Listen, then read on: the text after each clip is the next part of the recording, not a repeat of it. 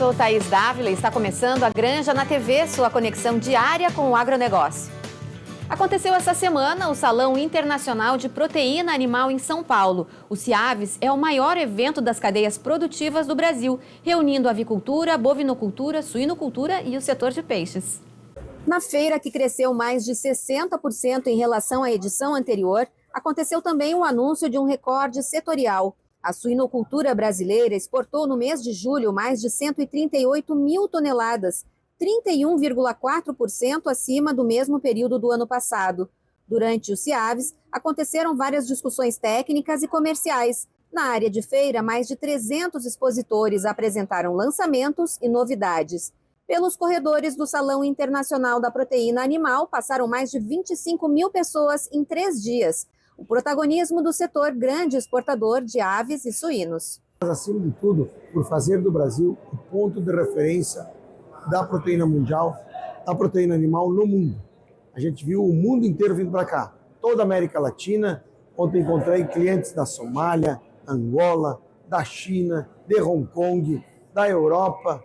Olha, o mundo inteiro está no CIAVES e as pessoas estão saindo aqui me fazendo só um pedido. Quero mais área ou quero uma área nova na próxima edição, que vai ser em 2026. Essa é uma feira de 2 em 2 anos, mas já está se preparando para a próxima com a continuidade desse sucesso.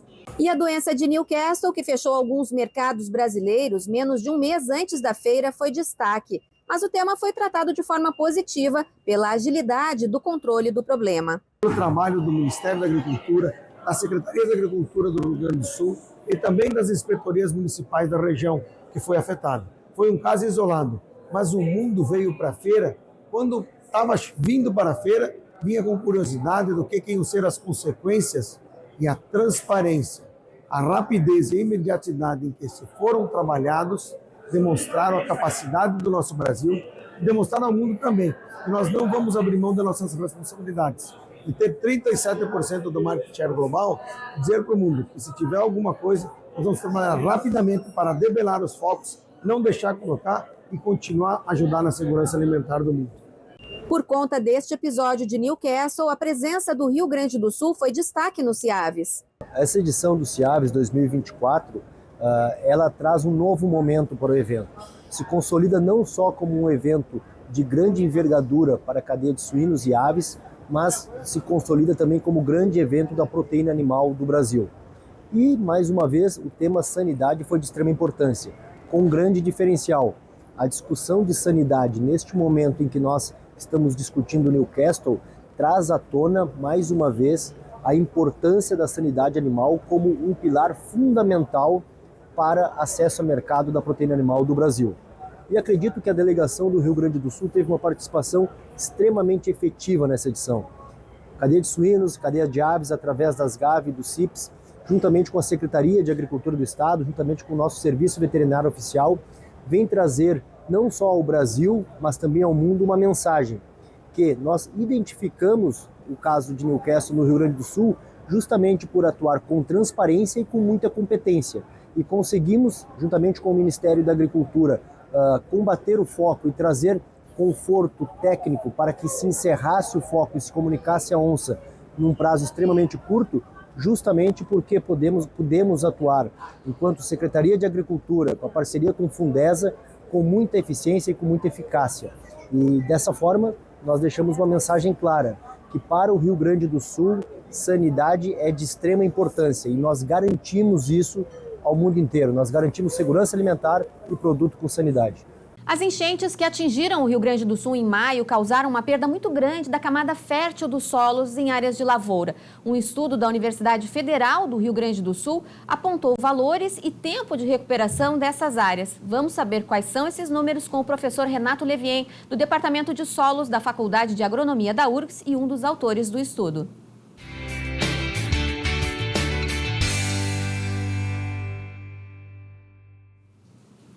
Bom, professor, bem-vindo ao programa Granja na TV. Queria começar lhe perguntando quais são esses grandes números aí da perda de solos do Rio Grande do Sul.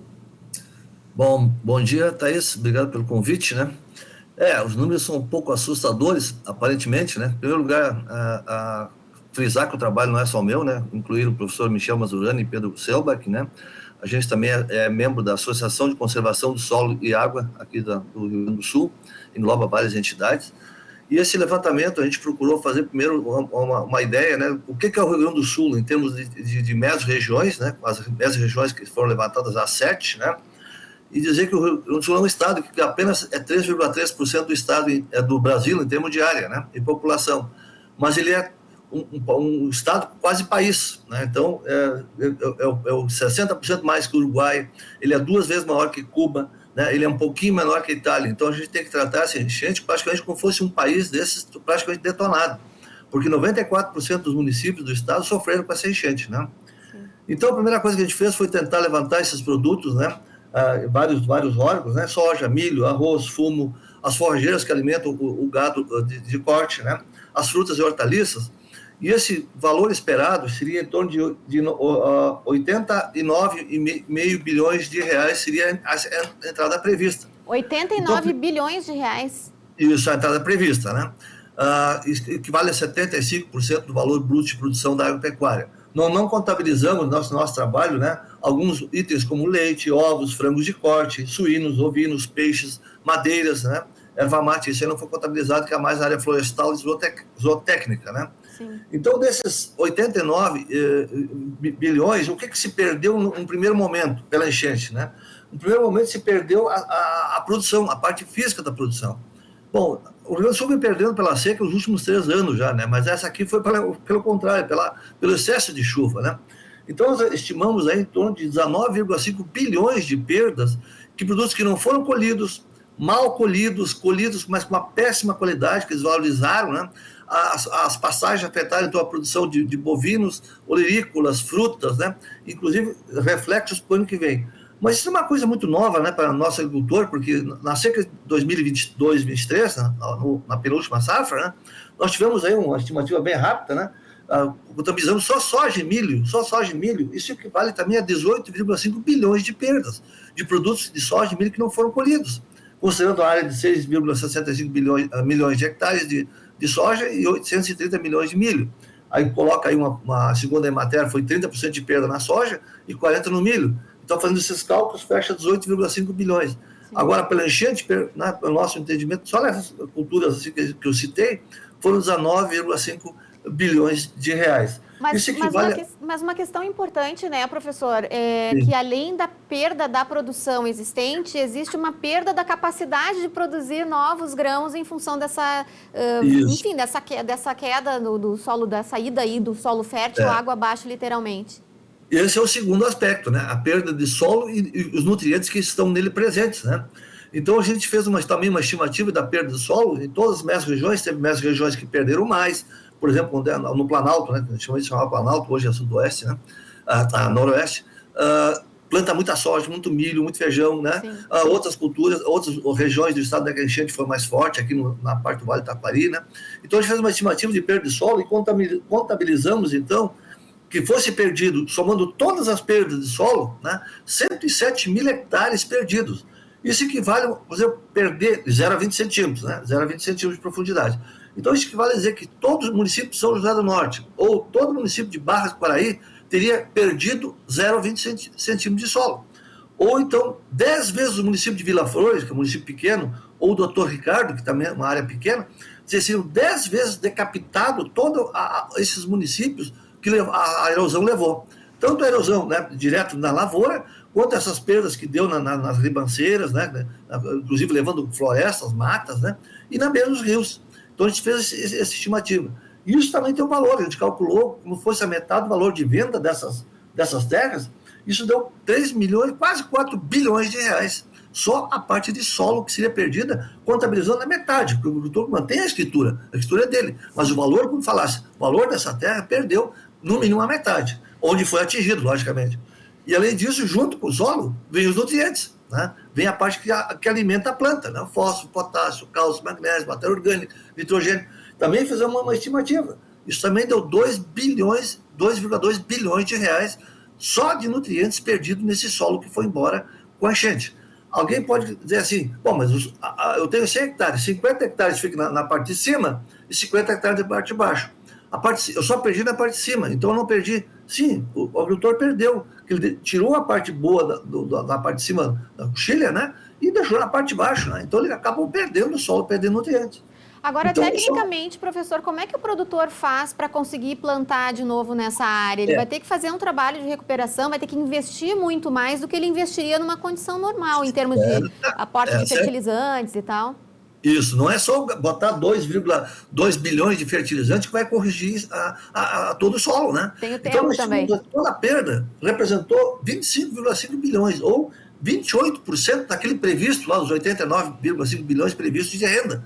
Então, isso é uma loucura. Claro, a perda por produção, o pessoal já está acostumado. Agora, a parte de solos e nutrientes vai custar um pouco.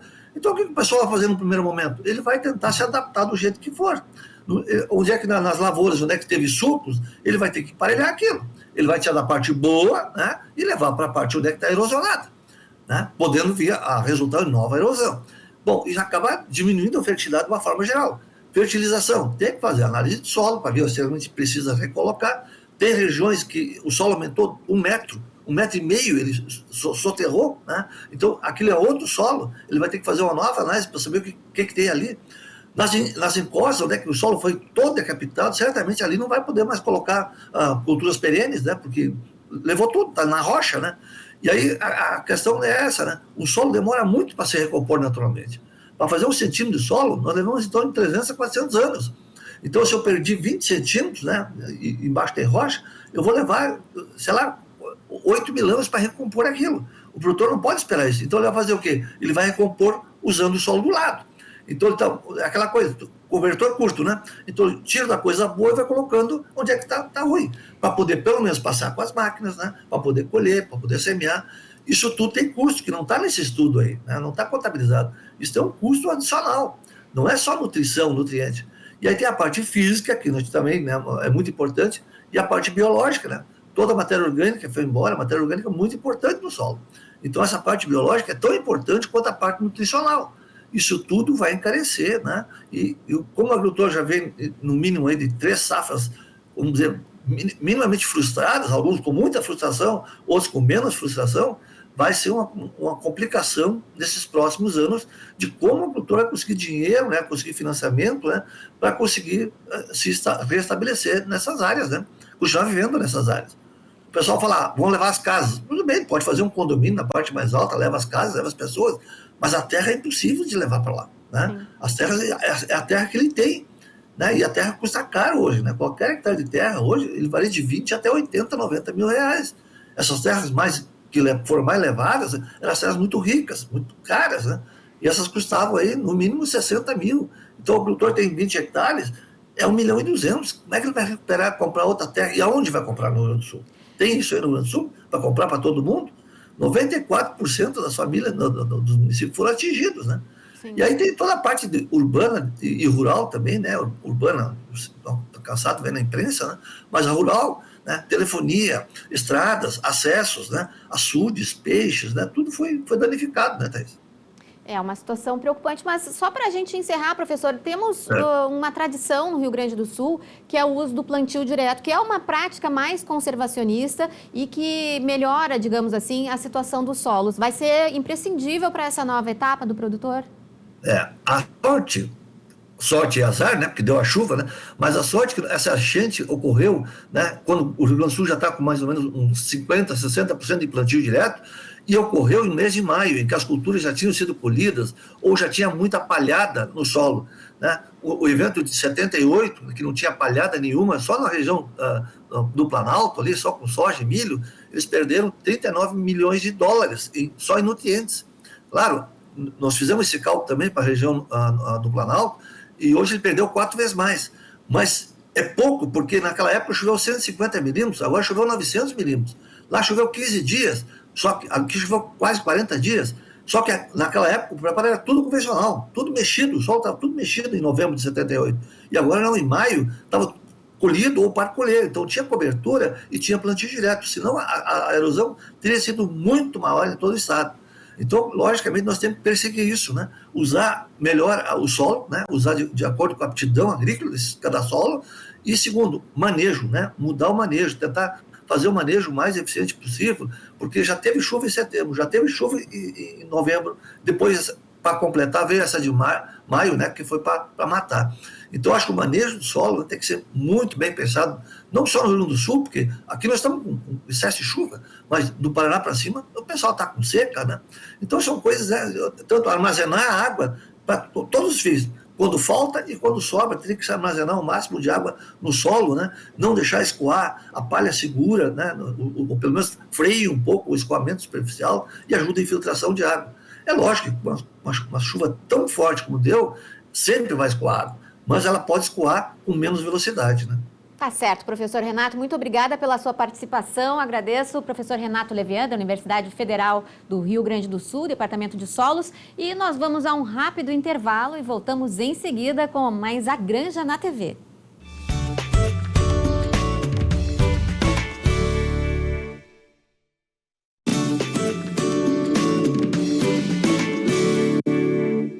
Volta com o programa A Granja na TV e nosso assunto agora é clima e previsão do tempo.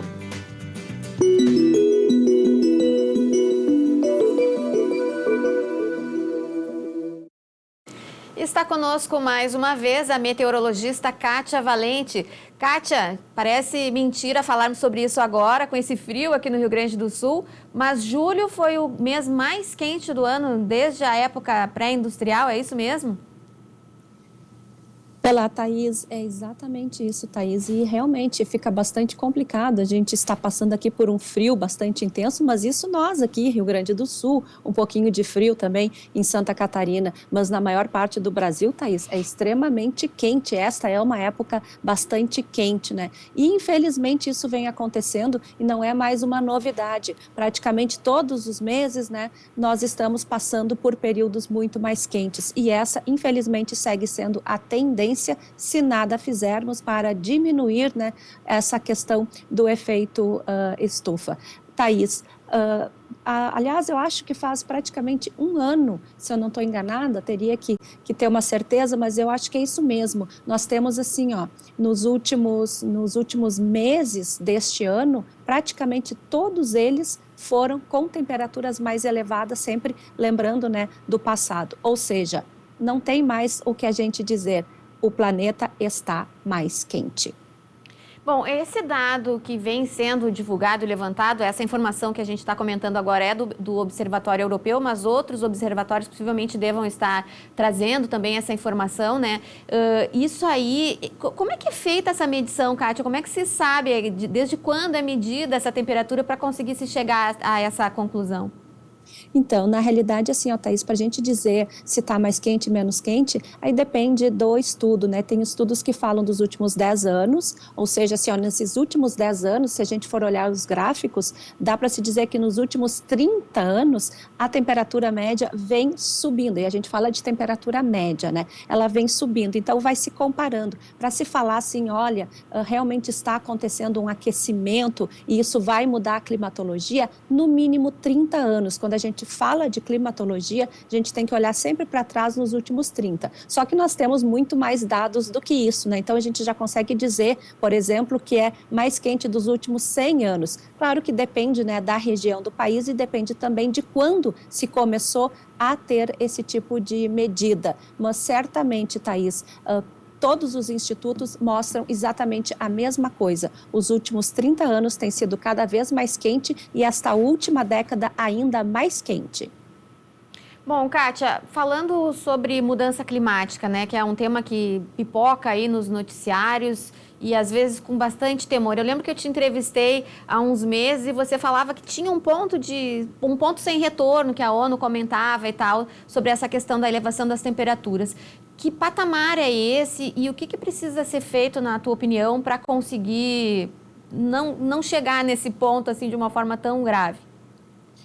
Olha, Thaís, os principais cientistas, aí falando também dos nossos aqui do Brasil, né, um dos principais climatologistas é o Carlos Nobre, e ele está comentando, e não é de agora, já faz algum tempo que ele vem dizendo, olha, nós estamos já num ponto de não retorno. O que isso significa? Que do jeito que nós estamos vivendo hoje, nós não vamos mais conseguir retroceder no sentido da temperatura, né? Isso significa o quê? Que nós chegamos a um patamar tal de que não tem mais o que fazer neste momento, porque a gente sabe que o mundo não vai parar para a gente conseguir voltar para trás, né? Isso não acontece. Então, temos que ser cada vez mais criativos e cada vez pensando mais nesse sentido. Bom, nós não vamos conseguir mais retornar ao que era antes, mas vamos tentar fazer alguma coisa para não piorar a situação. Mas, sinceramente, Thaís, na minha opinião, eu não vejo que esteja se fazendo muita coisa. Muita coisa tem sido feita, mas precisa de muito mais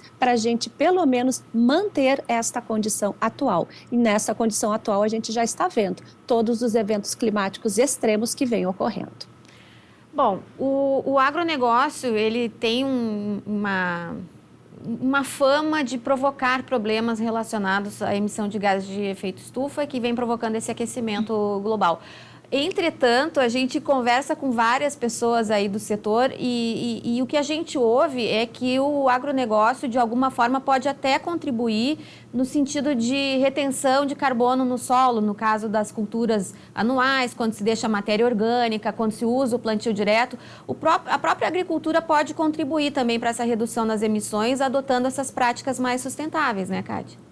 Sem dúvida, e se pode dizer que uma das agriculturas que mais está trabalhando nisso é a agricultura brasileira. E não é só a agricultura o vilão, não, Thaís. A gente sabe que a indústria, o transporte, tudo isso são vilões e muito importantes para essa condição que nós estamos vivendo hoje. Então, assim, não adianta a gente encontrar um culpado, a gente tem que encontrar são soluções. E a agricultura, no meu entendimento, ela vem procurando e vem encontrando soluções, sim. Agora, todo mundo tem que fazer a sua parte. Até na pecuária, né? A gente sabe que muitos pesquisadores estão trabalhando na questão nutricional para ter uma nutrição melhor para o gado e reduzir também essas emissões. Todo mundo está trabalhando no setor pensando nisso, até para não levar fama, né, Kátia? Com certeza, Thaís, mas principalmente porque nós não podemos deixar de produzir, isso não tem como acontecer. A gente também não vai deixar de se deslocar, não vamos deixar de produzir qualquer coisa. Mas o setor agrícola, eu diria assim, é um setor que está muito preocupado com isso, porque ele também é o primeiro que sofre as consequências, né, de um planeta muito quente. Bom, agora falando, sem falar em quem gera o problema, mas falando sobre os impactos, né? Também a pesquisa vem atuando já com esse foco, né? De como fazer o agronegócio, a agricultura e a pecuária continuarem funcionando bem, produtivos e competitivos, apesar dessas mudanças que vêm acontecendo, como você disse, são reais. Qual o impacto dessa elevação de 0,70 que apontou esse observatório europeu na agricultura, no agronegócio mundial como um todo? Então, Thaís, exatamente, quando a gente fala em temperatura subindo cada vez mais, o que desencadeia? Às vezes as pessoas pensam que é só a gente vai sentir mais calor. Não, na verdade não é só isso, porque quanto mais quente a atmosfera, mais umidade ela vai ter. Por quê? Porque nós vamos ter a evaporação dos oceanos, tanto oceanos quanto, claro, os corpos hídricos de água doce, mas a gente tem muito mais água salgada. E o que acontece? No momento em que você coloca calor, e o calor é um dos principais combustíveis, quando a gente fala até na previsão do tempo, para hoje, amanhã, depois, né? A gente fala assim, olha, está muito quente, a frente fria que vai chegar vai encontrar esse ar quente e vai trazer temporais. Então, é exatamente isso, né? Nós podemos ter em regiões que é comum ter eventos de chuvas intensas, nós vamos ter chuvas mais intensas ainda, causando vários problemas, né, para as áreas agrícolas. Assim como tem o outro lado, quando está seco, as secas têm sido cada vez mais extremas também, e um exemplo que a gente tem aqui pertinho de nós é o Pantanal, é a Amazônia. Então é exatamente isso, Thaís, não tem jeito. Todo mundo vai ter que fazer alguma coisa, muitos setores já estão fazendo, mas eu diria que ainda é pouco, porque a temperatura da Terra continua subindo. Agora, a exemplo do que aconteceu aqui no Rio Grande do Sul, com essa enchente histórica, que vai obrigar muita gente a mudar as suas casas de lugar, por exemplo. As lavouras já é um pouco mais complicado, mas vai ser preciso também uma alteração da geografia da agricultura, especialmente aqui no Rio Grande do Sul, considerando essas manchas de inundação que o estado teve?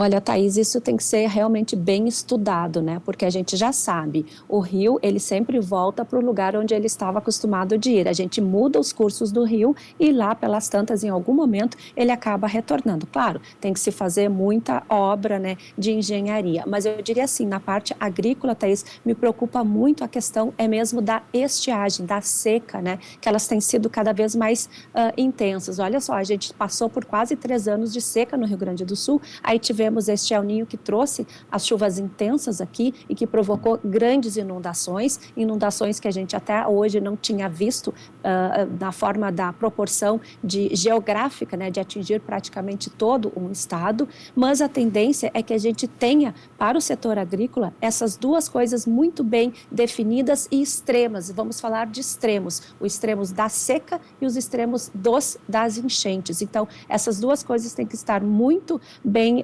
pensadas, né? Temos que trabalhar muito, a academia tem que trabalhar muito para ajudar a indicar o que vai acontecer. E a gente tem que rodar modelos meteorológicos e climáticos, né? Sempre vendo 10 anos, 15 anos, 20 anos, porque certamente o que a gente está vendo hoje vai ser bem diferente do que se pode observar daqui a 30 anos com relação até mesmo à própria agricultura. Muito bem, então já que temos aí uma sexta-feira com previsão de frio, vamos saber com a Kátia então como é que vai ficar o fim de semana, Kátia?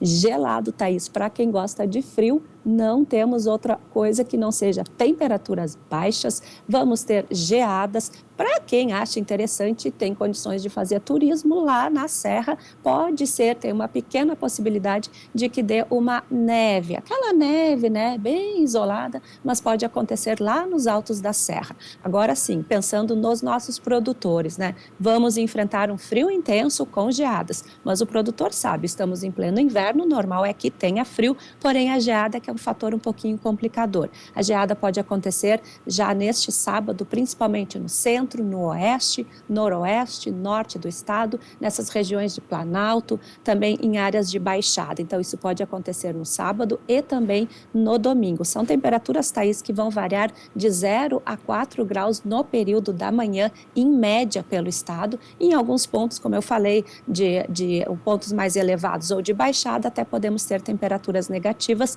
tanto no sábado quanto no domingo. E olha só, temos esta massa de ar polar que está sobre o estado e entre o domingo e a segunda vai ter um reforço mais do ar frio. Então, a terça-feira ainda vai seguir bem gelada. A gente vai sentir aí as temperaturas começando a subir entre a quinta-feira e a sexta. Aí já vamos ter temperaturas bem mais amenas do tipo que eu gosto. Eu não gosto desse frio muito intenso, não.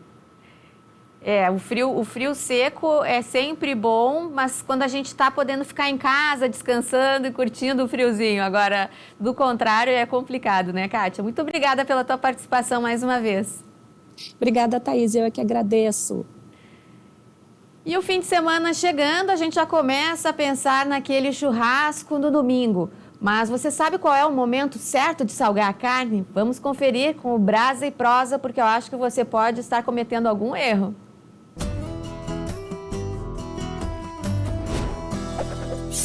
Braseiros e braseiras, chefe Ed Dagre, e hoje nós vamos tirar a maior dúvida que todo mundo me liga perguntando: chefe Ed, sal antes ou sal depois? Vocês vão ver agora, essa com sal, essa sem sal. Bora comigo pro fogo. Já tirei então as duas carnes, a com sal e a sem sal. Vamos ver a diferença aqui. Com sal, sem sal. Fica nítido aqui o quanto a com sal secou e a sem sal mantém a suculência e a mioglobina dentro da carne. Aqui a mioglobina está toda fora já, porque a gente desidratou a carne. Essa é a diferença de quem conhece para quem aprecia.